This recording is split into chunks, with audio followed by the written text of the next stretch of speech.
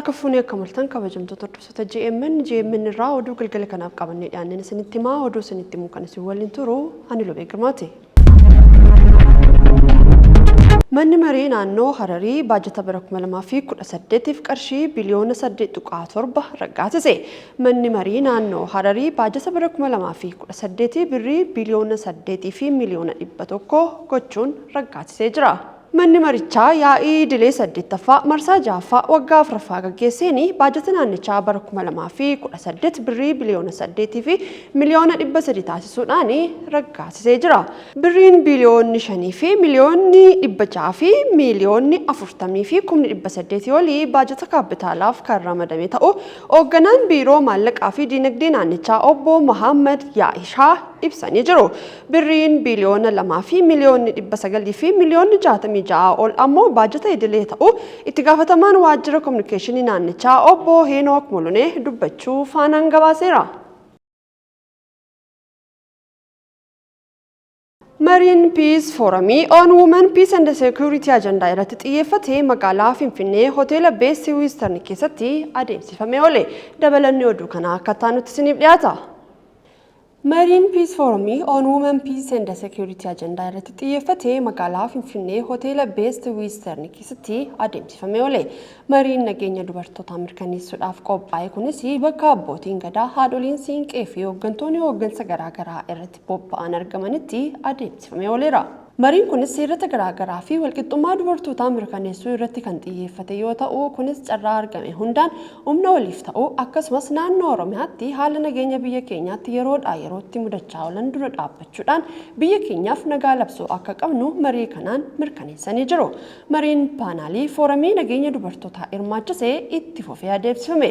Mariin paanaalii foorumii nageenya dubartootaa hirmaachisee magaalaa Finfinnee hoteela Best Western keessatti itti fufee adeemsifamee jira. Mariin kunis nageenya mirkaneessuu keessatti hirmaannaan dubartootaa isa olaanaa ta'uu kaasanii kanaanis akkamiin nageenya keessatti hirmaachisuun danda'ama kan jedhu irratti mari'atanii jiru. Dhimmi dubartii nagaa fi tasgabbii Women Peace Security jennu kun dirqama biyyoota hundaa biyyoota miseensa United Nation yookiin biyyoolii dhaabbata biyyoolii gamtoomanii dirqamaan kan hojjechuu qabu. Miseensa taanaan sana hojiirra oolchuun dirqama. Dirqama haa ta'uyyuu malee immoo biyya keenya keessatti haala maaliin immoo hojiirra oolaa jira isa jedhutu dursuu qaba natti fakkaata. So sana gaafa laallu dhimmi dubartii nagaa fi tasgabbii kun yookiin Women's Peace Security jennu kuni baay'ee kan irratti hojjetame miti. Kunis sababa qaba. Tokkooni biyyi keenya Afrikaan achi darbee Itoophiyaan achi darbee immoo nu gaafa dhufnu biyya olaantummaan dhiiraa baay'ee irratti calaqqisiifame irratti hojjetamaa turedha.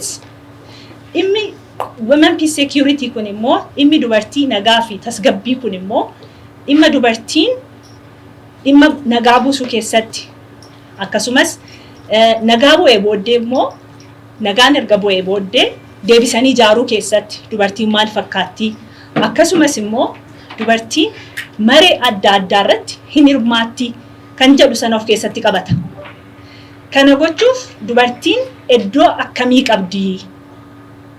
Mareetti dhiyaattee maree sana mariisistee yookiin mari'attee dhimma ishee kaastee murteessuuf haala maalii keessa jirti kan jedhu gaafa laallu walumaa galatti haalli biyyi keenyatti jirtu, haalli naannoon keenyatti jirtu, qorannoon adda addaas akka agarsiisutti baay'ee gadi bu'aadha. Itti dabaluudhaan dubartii aangomsuun biyya aangomsuu akka ta'e kaasanii dubartoota dhimmoota nageenyaa irratti hirmaachisuun biyya keenyaaf bu'uura cimaadha jedhanii jiru. Manni marii haadholii siiqee sadarkaa adda addaatti hundaa'ee meejar kaayyoon isaa guddaan nageenya isaanii eeguudha jechuudha. Nageenya keessatti involve gochuudha jechuudha. Akkuma reefu jedhamaa ture hirmaannaan dubartootaa baay'ee nageenya ittisuu keessatti nageenya isaanii mirkaneessuu keessatti walitti bu'iinsa hiikuu keessatti baay'ee guddaadha jechuudha. Akka jedhame structural yookaan immoo mootummaa yookaan structurii mootummaa keessatti ta'uu baatus karaa aadaatiin gaheen isaanii guddaadha jechuudha. Still ganama ka'a ture beekamtiitu hin kennamneef malee gaheen isaanii guddaadha baay'ee. Anamma ammaatti nageenya rakkoon nageenya biyya keenya keessatti jira jechaa jirra. Isheenuma kanayyuu kan eegaa ture kan ittisaa ture invisible hand karaa ta'een dubartoonni gaheen isaanii guddaa ture jechuudha. Invisible karaa ta'een jechuudha. Karaa beekamtiin hin kennamneen karaa mootummaan baay'ee hin beekne jechaadha. Gaheen isaanii baay'ee guddaa ture jechuudha. Murteen mana maree nageenya idil addunyaa murtee 1325 irratti hundaa'uudhaan karoora sagantaa biyyaalessaa works and security'dhaan piiraarii 4 irratti hundaa'uudhaan qopheessanii jiru. Innis hirmaachisummaa akka ta'e kaasanii dubartoonni hooggansa irratti akka hirmaatanii fi nageenya akka hoogganuu danda'an gochuu akkasumas dubartootaaf eegumsi akka taasifamu gochuu ittisuu irratti kan hundaa'ee fi dhumarrattis gargaarsaa fi deebisanii dhaabuu irratti kan bu'uureffate ta'uu himanii jiru. Murtee mana maree nageenya idil addunyaa murtee 1325 irratti hundaa'uudhaan karoora sadarkaa biyyoolessaatti Women Peace and Security yookiin National Action Planning piiraarii 4 irratti hundaa'ee qophaa'ee jira. Inni jalqabaa hirmaachisummaadha. Dubartoonni hooggansa irratti akka hirmaatanii fi nageenya akka hoogganuu danda'an. Inni lammaffaan dubartootaaf eegumsi akka taasifamu keessumayyuu yeroo rakkoon nageenyaa uumamee jirutti dubartootaaf eegumsi taasifamu akka sirra jiraatu.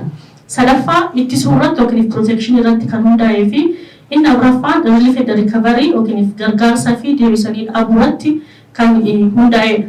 Kana malees rakkoo daa'immanii fi dubartoota irra ga'u furuudhaaf karoorri biyyaalessaa kan qophaa'e National Action Planning furmaata guddaa qabate kanumaan wal qabate guyyaa kaleessaas dhaabbilee miti mootummaa irraa caffee paarlaamaa abbootii gadaa haadholee siinqee akkasumas paartilee siyaasaa garaagaraa irraa walitti dhufuudhaan marii gaggeessaniiru. Haala qabatamaa mari'atame irratti hundaa'uudhaan karoora biyyaalessaa qophaa'e irratti erga mari'atame booda murteewwan armaan gadiis murteessanii jiru.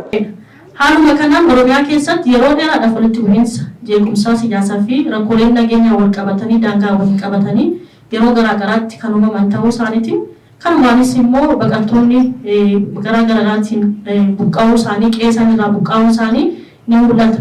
Kana keessattis rakkoon daa'immanii fi dubartoota irratti ga'u iddoo olaanaa qaba. Rakkoo kana furuudhaaf karoorri biyyoolessaa kan qophaa'e National Action Planning furmaata guddaa qabatee hojiitti galuuf deemaa jira. Guyyaa irraas dhaabbilee miti mootummaarraa caffee paarlaamaa abbootii gadaa haadholii siinqee akkasumas immoo paartilee siyaasaa garaagaraarraa walitti dhufuun marii gaggeessaniirra. Haala qabatamaa mari'anne kana irratti hundaa'uudhaan keessumaayyuu immoo karoora biyyoolessaa qophaa'e irratti erga mari'annee fi gaheen keenya maayinni kan jedhu erga addaa baafannee boodatti murteewwan kan ganaa gadii murteessineerra. Innis murtee abbootii gadaa fi haadholee siinqeen darbe keessaa inni jalqaba duudhaa seenaa fi aadaa keenya dhabuu irraa kan ka'e rakkoo amma jiru kanaaf saaxilamne irraa jedhanii kanaafis duudhaa ganamaatti haa deebinu dhaloota haaraa amma jiru kana waa'ee sirna gadaa duudhaalee Oromoo wal kabajuu fi quxisuun hangafa kabajuu wal dhaggeeffachuu irratti hundoofnee hubannoo uumuu qabnaa jedhanii jiru. Inni jalqabaa murtii abbootii gadaa fi haadholee siinqeetiin darbe tokkoffaa Oromoon duudhaa qaba. Duudhaa seenaa aadaa keenya irraa maquu keenyaan kan ka'e rakkoo amma jiru kanaaf saaxilamneerra. Kanaaf duudhaa ganamaatti haa deemnu dhaloota haaraa amma jiru kana waa'ee sirna gadaa duudhaalee Oromoo wal kabajuu quxisuun hangafa kabajuu wal dhaggeeffachuu irratti hundoofnee hubannoo uumuu qabna. Kanaafis immoo dubartoonni akka isaan rakkoon akkanatti hin quunnamne eegamuu rakkoo nageenyaa fi tasgabbii keessattis akka hirmaatan gochuu keessatti gahee keenya hin baanaa.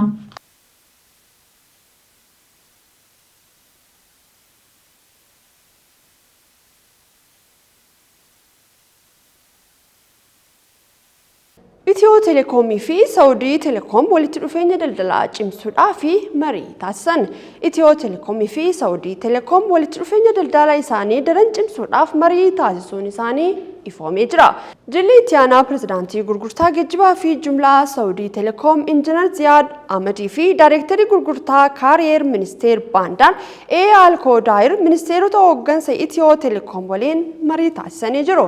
Mariin kun walitti dhufeenya dhaabbilee lamaan gidduu jiru daran cimsuudhaaf gumaacha olaanaa kan qabudha jechuudhaan akkaataa tumsa daldala duraan cimsuun irratti guddina haaraa bananii tajaajila dijitaalaa adda addaa kennan irratti kan xiyyeeffate ta'us himanii jiru.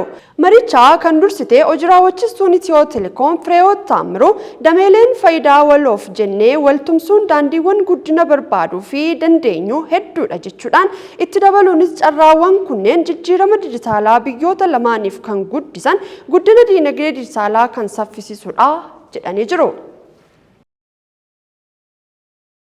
IGAD qophii weerara riijinii fi piroojeektii deebii hojiirra oolchuu eegaluufi IGAD Afrikaa Bahaa qophii piroojeektii fi deebii weerara riijinichaa cimsuudhaaf kan kaayyeffate boruu Ugaandaa Kaampaalaatti ni ifoomaa jedhame.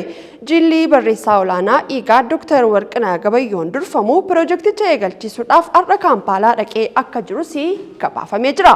Biyyoonni miseensaa inisheetiivii riijinichaa qophii weeraraa fi humna deebisuu caalatti cimsuun akka dandeessisu odeeffannoon tajaajila oduu Itoophiyaa daayireektariitii IGAD irraa argame ni mul'isa. Kan hordofaa turtan GMN irraa oduun galgala kanaaf qabannee dhiyaanni kana fakkaata. Yeroo gaariin waliin qabattaniif ulfaadhaa jechaa GMN irraa qophiilee hafan waliin turtii gaarii qabaadhaa nagaan bulaa.